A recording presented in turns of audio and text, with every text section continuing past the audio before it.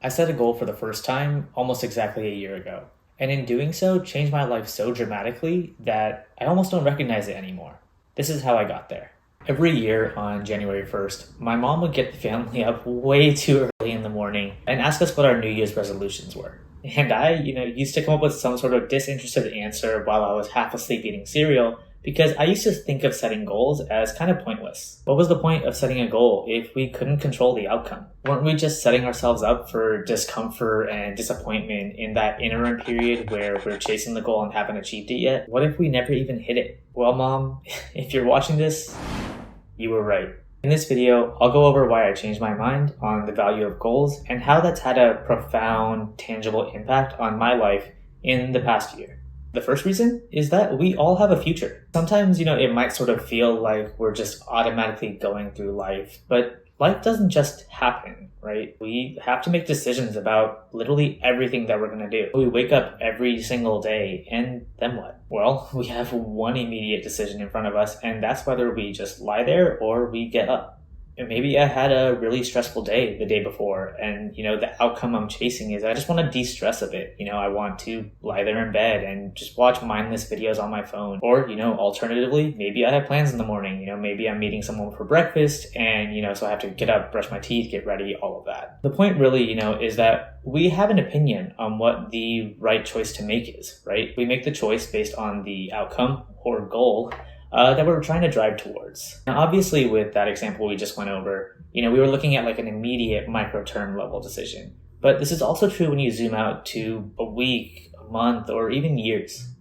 We make decisions with sort of, this like direction or North Star that we're driving towards. And that brings us to reason number 2. Goals don't have to be specific or measurable. Traditionally, we're trained to view goals as something, with numbers and dates. So like, I want to learn a language maybe in the next 2 years, or I'd like to get a job in the next month. If you have something you want, but it doesn't fit that criteria of specificity, so what? Why should that matter if that sort of unspecified thing is what matters to you? I mentioned earlier that I didn't believe in goals and I just wanted to live a happy life. But that's still a goal. That could entail your future self driving down more often to see your family or maybe going to a concert or something. It's, a direction to drive towards and determines what my future looks like. All that being said though, the third reason was the hardest for me to accept, but also arguably the most important. To put it bluntly, you're lying to yourself, or at the very least, I was lying to myself. I mentioned earlier, I don't want to set a goal because then I'm just setting myself up for disappointment. There's this thing or idea that I want, but I'm trying to protect myself from feeling bad about it if I don't reach that point. But, on the flip side of all that, even if I don't explicitly set a goal, I still want to reach there. The default way, this plays out is then, we just secretly hope in the back of our minds that thing we want will just work out. And if it doesn't, we just play it cool, right? If, instead of pushing that thought away, and we're honest with ourselves, this is what I really want, then it makes it a lot easier to make clear, explicit decisions, that actually push us towards reaching that point. Putting myself out there, my big, ambitious, scary goal that I set for myself for 2023 was I wanted to make real money from YouTube. Maybe it's enough to cover when I go out to eat, or maybe it's enough to, pay my utility bills or something. Doesn't really matter to me, as long as it's a real viable income stream that's completely separate from my day job. I also have 2 sort of, sub goals that are attached to this like overarching goal of money YouTube. I wanted to make sure I actually enjoyed the whole process of making videos, and I wanted the videos that I would make to be, providing real value to people and not just like feeding off of negativity or exploiting people. I realized, I could just try to race my way to the top, but I wanted this to be authentic to other people and also just authentic to me. But what about, that potential disappointment or unhappiness if we don't reach that goal? Yeah, those are real valid concerns to address. And when it comes to YouTube, I basically had 0 experience besides, just watching videos like you're doing now. Not to mention, I don't personally know anybody who makes YouTube videos, so I was really, truly starting from scratch here. And it's totally possible I won't be able to actually hit this goal. And that brings us, to the final reason I was wrong about setting goals, which is that, even if they're big and overwhelming and scary, they don't have to make you feel bad at all. Now, I'm not saying you have to, be a robot. You don't have to turn your emotions off and, pretend you're happy when you're not. But this all comes down to how you measure progress towards your goal. Rather than thinking, well, I haven't hit this, major achievement and so I feel bad about it. Think about, measuring where you've currently reached versus where your past self was.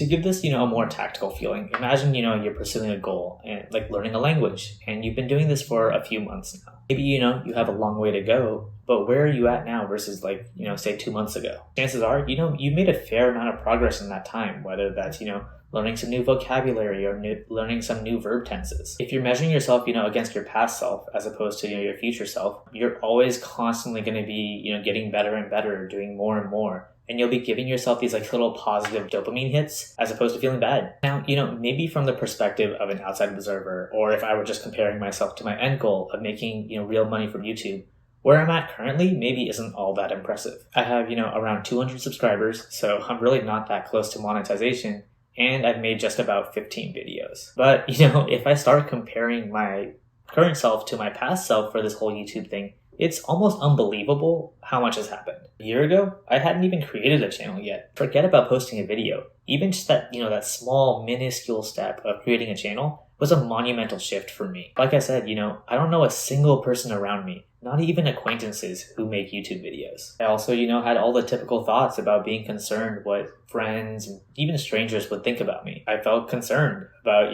being older than most creators I've seen out there. I didn't know how to write, film, edit, none of it. So from that starting point of, a year ago to just a month later, already huge. Pretty soon after that point, I posted a video. It wasn't good, but, hey, I made something and it was out there. And, wildly enough, even on that first video, a stranger commented. I don't know if you're still watching any of my videos, Sean, but, thanks for being the first person to comment on any of my videos, and potentially thank you for being literally my first subscriber. That video plateaued pretty quickly, but it got 28 views in the first 24 hours. I would honestly, truly have been happy with like just one single view. With each passing, month and video, I've learned more and more and tweaked, different parts of my process here and there. I tried, filming a video on current events and realized I really did not like doing that. I, crossed 100 views on my 4th video. I, switched things up and made a tutorial video where my face isn't the main thing showing on the screen for most of the video. I started making better thumbnails, although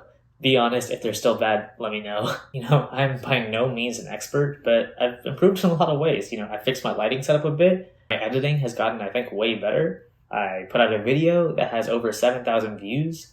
I have 203 subscribers, and I'm pretty sure only 2 of them are my parents. Sure, I'm not quite close to having YouTube be a viable income stream. But, by focusing on the past rather than the future and, consistently trying to improve, I'm getting a whole lot of satisfaction every time I put a video out, and with none of that feeling of like dread or negativity that I was initially concerned about. And, super importantly, like I said before, I'm still having a lot of fun doing this. Circling, all the way back to the beginning, yes, I was wrong about this whole goals thing. Admitting I was wrong and taking action has enabled me to make a huge change in my own life, to the point where it's hard to recognize where I was at even just 1 year ago. As for me, I'm excited to a year from now, be reflecting back to today and being so far along that I don't recognize myself. Who knows? Maybe YouTube will be a real income stream for me, at that point. With all of that said, I hope you all have a wonderful, happy new year. And as my mom would say, set that New Year's resolution. Chase that goal you've been thinking about. If